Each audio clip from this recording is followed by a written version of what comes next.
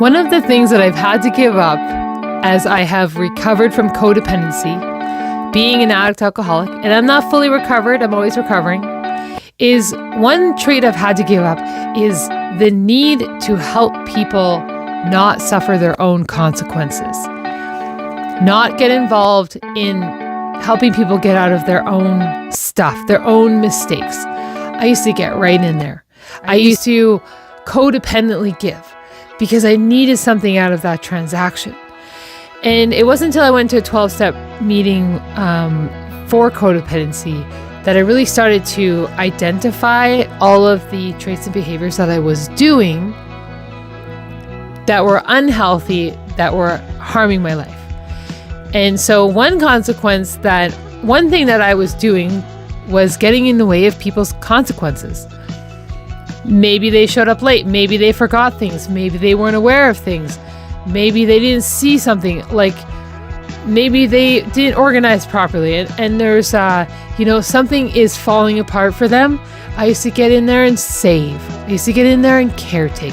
I used to control. I used to make it better. I would put it on my plate. And in early recovery for codependency, not only was I working on my own codependent recovery, I was also still carrying everybody else's baggage, everybody else's problems. And it was all on my plate because I put it on my plate, because I kept putting it on my plate, and it was only not going to get put on my plate until I stopped putting it on my plate. And in this program of recovery, I really learned to clear the plate. I am becoming careful what goes on the plate. And it's beautiful. Now, when I was sad to be more accountable for myself, because I had this sadness about that no one's coming to take care of me. No one's coming to help. I got to help me. And I just felt like it was so unjust and that it couldn't be fixed until somebody came in and helped me, until it was completed. And the only way I could get out of that was to complete that loop myself. Like I had to be the one to come in and help myself. And there was a grieving process for me to just let that go. Like let no one is coming, and to let it go and then get to work. And it's been the hardest work I've ever done. And it took so many conversations and meetings and years to let it go, to let go and grieve that loss, that I didn't get certain things that I wanted or needed when I was a child, that I didn't get certain things that I wanted and needed in my intimate relationships or friendships. And it wasn't until I really started healing from codependency and started to really develop a healthy relationship with myself that the people that I started to give to and the reasons why I was giving started to change.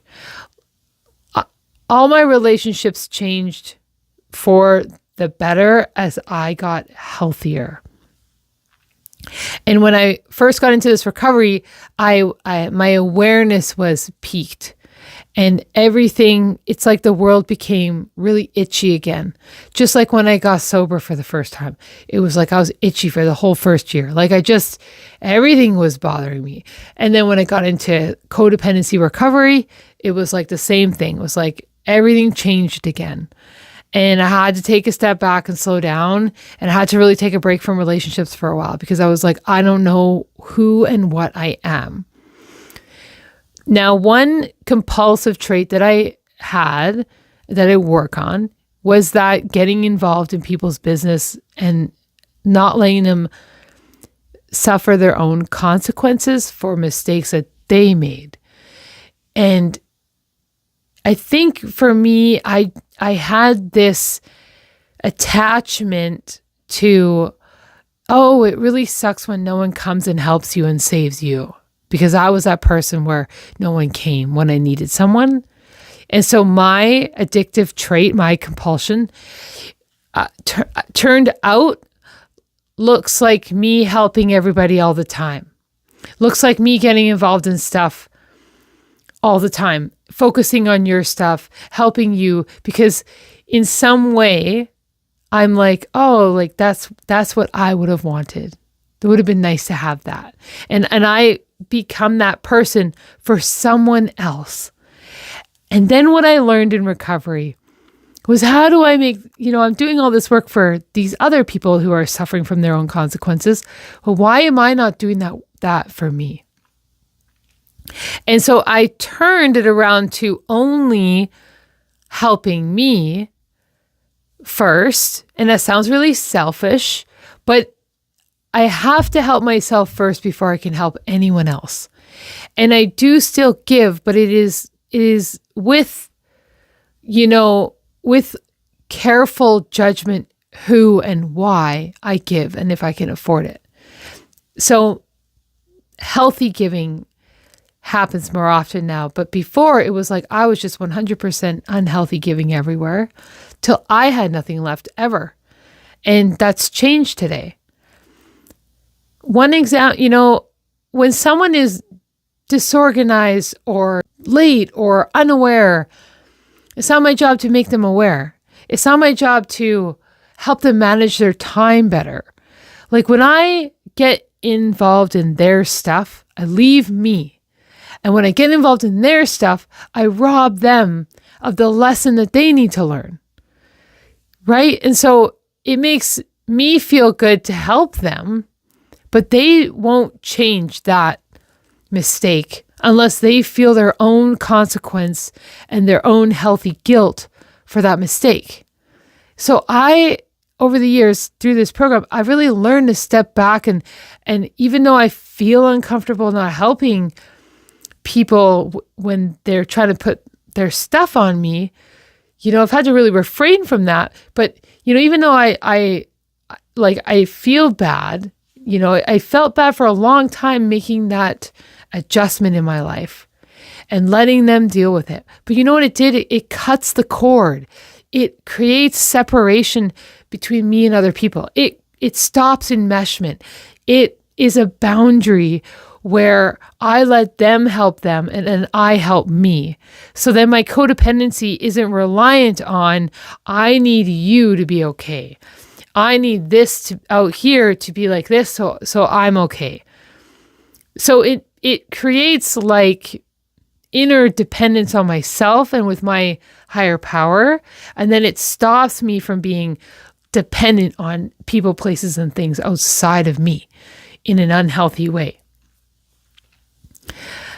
I'm in recovery trying to build healthy relationships with myself, my higher power, people, and the environment.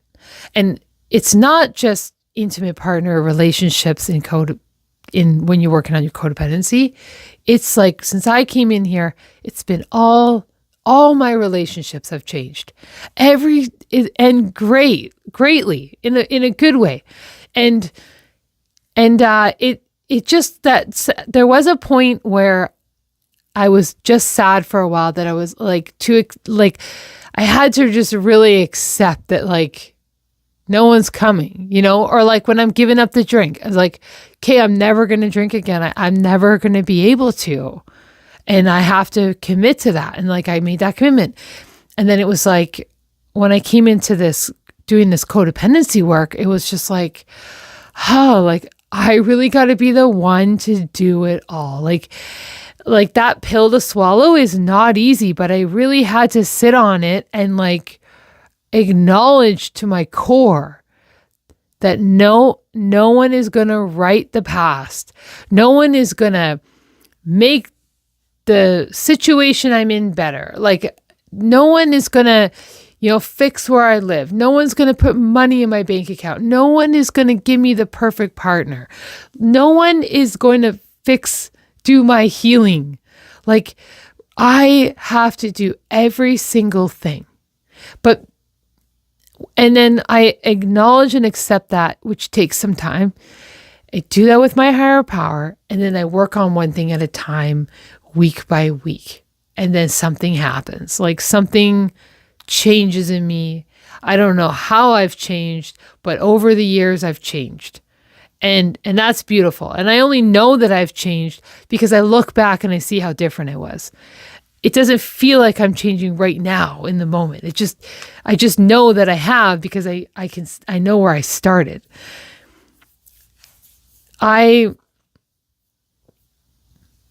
now today, like, I love that I am not involved in people's stuff and letting people be accountable. I can see it when it comes.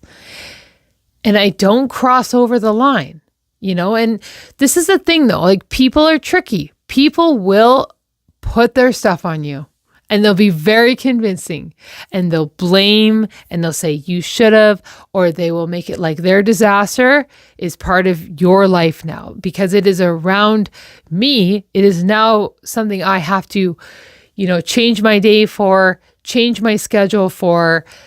And the thing is that becoming autonomous and healthy means I have the choice to say no, and no, I don't need to do that.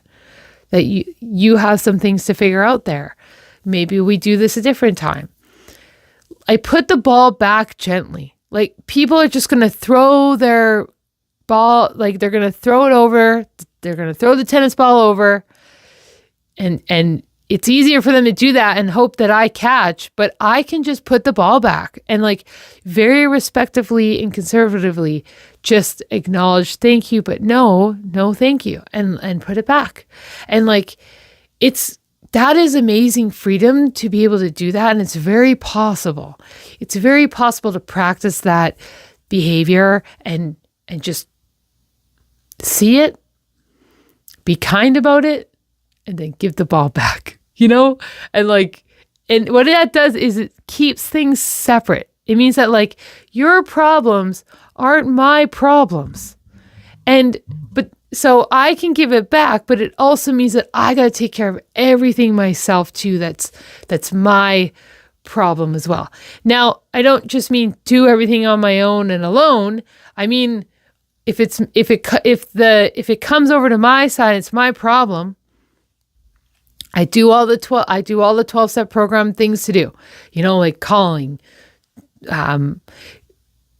like figuring out my problem, using my higher power, like praying about it, meditating about it, like putting in the action, like I do all the things that I can do to take care of my problem, but I don't take my problem and be like, well, you have to help me. And what am I going to do? And, I don't put my problems on other people, right? Because it would be, it's selfish of me to be unaware and unaccountable, right? Like, the more aware I am, the more accountable I am, because I don't let anything that's mine become something of yours. I take everything that's mine every time, and I know what I'm doing, and I'm checking all my mirrors and all my windows. I'm checking with my sponsor, with my friend, with going to a room, with praying and meditating. Like, those are all the windows that I have to check, and checking, writing things out. And, like, it takes me being very curious about my actions, my thoughts, my feelings constantly. And then what is my conscious contact with my higher power? Like, what is next, right? And if there's nothing to do, I don't do anything. Right? I don't make things happen all the time, because sometimes it might just be that I need to be still, and that maybe nothing right now is to be done. So it's really difficult to acknowledge that no one's coming, I find, but that's just a part of the process in the beginning. And then the hope is that that's just a temporary part of it, and that you move on. And then it's like, I can walk anywhere and say there's a bunch of chaos happening. I can just check in with myself and go, like, well, none of this is my stuff. Like, even though people might be flailing around making it like it's part of my problem because they have a problem, but I know that it's not. And so I get to choose how involved I get, how invested I get.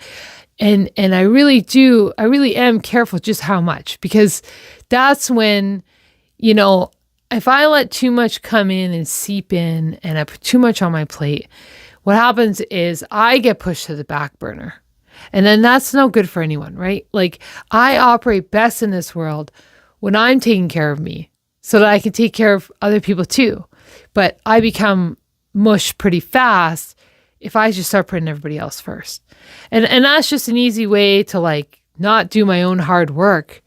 And then you put focus on you and blame on you because I had to take care of your stuff. Well, no, I never have to take care of someone else's stuff. Never, ever. I only take care of my stuff, right? And if I can really help and afford it, like energetically wise, and it's not going to really hurt me, then that's okay, right? But it takes I've learned that it takes lots of healthy giving to myself to really learn who to healthy give to, right? And working the program over time is like, I also have to learn who's trustworthy and who's not. So I try not to trust untrustworthy people and be putting my fruits where, I can't be just because I give something out doesn't mean I get it back. Like just because I give and give and give doesn't mean something's owed to me. It means that I gave it. I've given it. It's gone. I don't get to have any more say on the thing that I've gifted, right? There has to be that detachment. But when I hang on, I keep an attachment. And that's where codependency is really dangerous for me. It's something I have to be really aware of because codependency isn't like a drug or an alcohol or chocolate that's just right there that I can take. It's in my head and I can just be codependent any chance I want to because it's a thought. It's like it takes over. So it really helps to like, I check in with like my feelings, like connect with myself. Then I talk to myself about my feeling. And then it's almost like I've regrounded because then I go, well, I feel more like this and whatever. And then when I know what I'm feeling and my thought, then I can process like, what's my move? Like, what's my next move? Now I got control of myself. I'm not elevated and taken away by someone else's reaction or hysteria. I've moved on. I've taken care of me and I've moved on. So that's just a bit about like letting people have their own consequences for their mistakes. And it's sad that I have to do that for myself too, but there's great freedom in it. Great freedom in it. And the only way I've really changed this is just from a huge support system of working on these behaviors like one by one. So it's not easy to just, I'm going to do that and change now and only have willpower. It just doesn't work like that. From my experience and what I've seen, it's not that easy. I wish it was though. So yeah, thanks for being here, guys. Okay, bye.